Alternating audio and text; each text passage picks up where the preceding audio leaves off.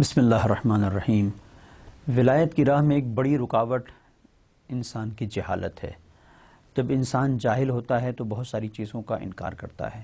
الناس اعداء ما جہلوا، امیر المومنین علی بن ابی طالب علیہ السلام نے اس چیز کو بیان کیا ہے کہ انسان اس چیز کا دشمن ہے جس کو وہ نہیں جانتا ہے۔ علم اور حکمت کی طرف اسلام نے جس انداز سے دعوت دی ہے وہ آپ کے پیش نظر ہے۔ ولایت کی راہ میں کبھی کبھی ایسا ہوتا ہے کہ انسان جان بوجھ کر، ایک منزل ایسی ہوتی ہے کہ جان بوجھ کر جہل کو اپنے گلے لگاتا ہے، سب کچھ سمجھ رہا ہوتا ہے، سب کچھ جان رہا ہوتا ہے، حقائق سے واقف ہوتا ہے، لیکن اس کے باوجود بھی وہ جاہل رہنا پسند کرتا ہے چونکہ اس کے مفادات جہالت سے وابستہ ہیں۔ بی بی زہرا سلام اللہ علیہا کا جو کردار ہے اس میں آپ کو نظر آئے گا کہ جہاں آپ نے ولایت کی راہ میں مختلف رکاوٹوں کو دور کرنے کی کوشش کی ہے، وہیں آپ کی پوری کوشش یہ ہے کہ لوگوں تک علم پہنچایا جائے اور لوگوں کی علمی تشنیگی کو دور کیا جائے، تاکہ جہاں جہاں سے جہالت نمود پیدا کر سکتی ہے، جہاں جہاں سے جہالت سامنے آ سکتی ہے، ان رخنوں کو بند کیا جا سکے۔ اور اس کے لیے بی بی نے خاص طور پر جو بی بی کی خاص طور پر جو فعالیت ہے، جو بی بی کا خاص طور پر کردار ہے، وہ یہ ہے کہ لوگوں کے درمیان علم کی روشنی کو پھیلانا۔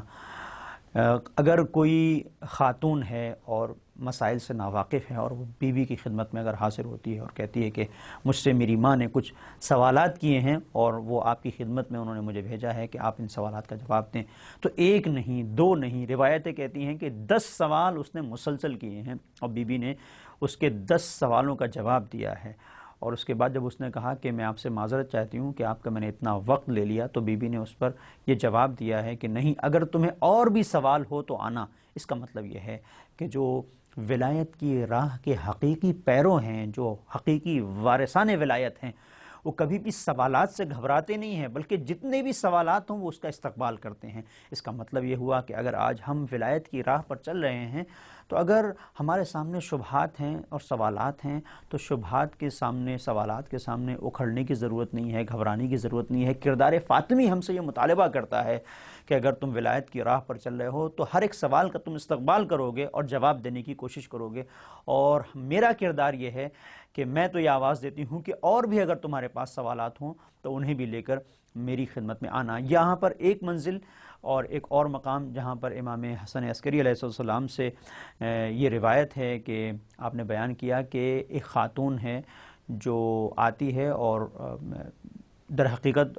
دو خواتین کے درمیان میں ایک گفتگو ہے، ایک مناظرہ ہے۔ ایک خاتون وہ ہے کہ جو موحد ہے اور مکتب اہل بیت اطہار علیہ السلام سے آشنا ہے، وہ اپنے دلائل پیش کرتی ہے، حق پر ہے۔ ایک خاتون وہ ہے کہ جس کے وجود کے اندر انحراف پایا جاتا ہے۔ بی بی زہرا سلام اللہ علیہا اس خاتون کی مدد کرتی ہیں کہ جو حق پر ہے،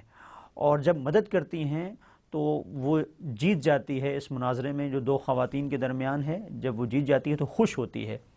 تو یہاں پر کہ جب وہ خوش ہوتی ہے تو یہ منزل ہے کہ بی بی سلام اللہ علیہا کا وہ شکریہ ادا کرتی ہے کہ آپ کی وجہ سے میں اپنے موقف کو بیان کرنے میں کامیاب ہوئی۔ تو بی بی زہرا سلام اللہ علیہا اس سے بیان کرتی ہیں کہ صرف تم خوش نہیں ہو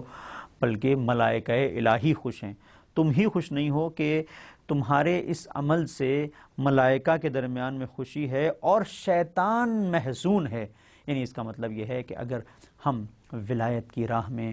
کسی کے سوال کا جواب دیتے ہیں اور ایک انسان اس سوال کے جواب کو پا کر لوگوں کے درمیان میں علم کو پھیلاتا ہے،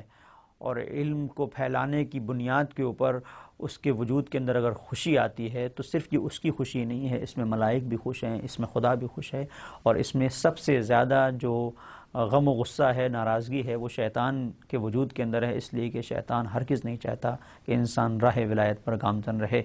لیکن یہ کردار ہے بی بی زہرا سلام اللہ علیہا کا جو ہم سے مطالبہ کرتا ہے کہ راہ ولایت میں آنے والے سوالات کا جواب دینا یہ تمہارا کام ہے، اور اس میں تمہیں خوشی ہونا چاہیے، اس لیے کہ اس سے خدا خوش ہوتا ہے، اس سے ملائکہ خوش ہوتے ہیں۔ وصلی اللہ علی محمد وآلہ الطاہرین۔